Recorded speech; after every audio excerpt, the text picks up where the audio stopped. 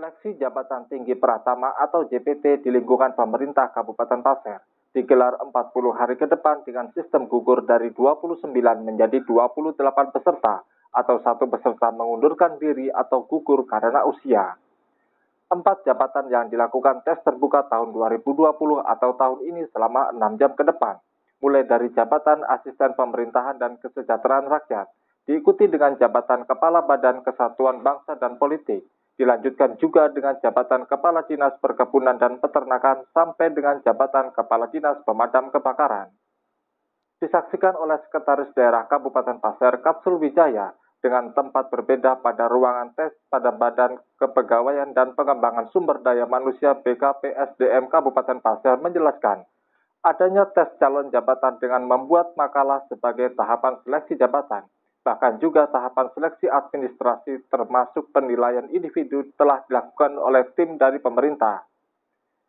Jabatan yang kita lakukan seleksi, nah ini kan tahap kedua, karena ada tahapan yang kita lalui, sudah kita lalui tim seleksi administrasi, karena di situ ada pembobotan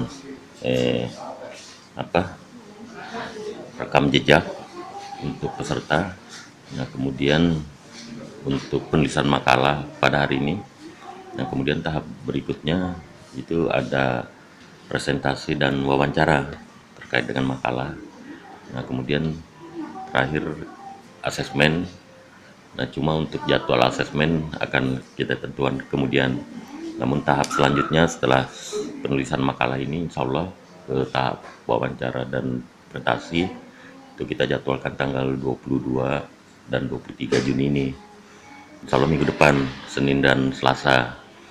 Nah, dari proses ini ya nanti kita lihat hasilnya setelah perhitungan sesuai dengan bobot, karena ada pembobotan masing-masing, baik itu rekam jejak, kemudian penulisan makalah, termasuk presentasi, wawancara, dan asesmen.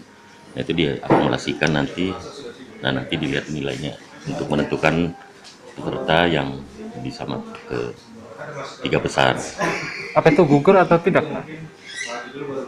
Dalam proses ini di tahap setelah penulisan makalah, kemudian presentasi, wawancara sampai ke asesmen tidak ada sistem gugur. Nah, cuma ya tergantung yang bersangkutan, apabila dalam perjalanan tinggal beberapa tahap ini ada kondisi berhalangan dan sebagainya, itu konsekuensinya terkait dengan pembobotan penilaian itu, ya kan. Tahapan seleksi bagi peserta juga dilanjutkan berupa pembuatan makalah sampai dengan wawancara, tentunya dengan waktu yang telah ditentukan. Setelah maupun proses seleksi, panitia dapat menggugurkan peminat untuk meninggalkan proses seleksi jabatan dengan dasar tertentu, mulai dari kondisi kesehatan sampai dengan usia. Agung RPK Pasir melaporkan.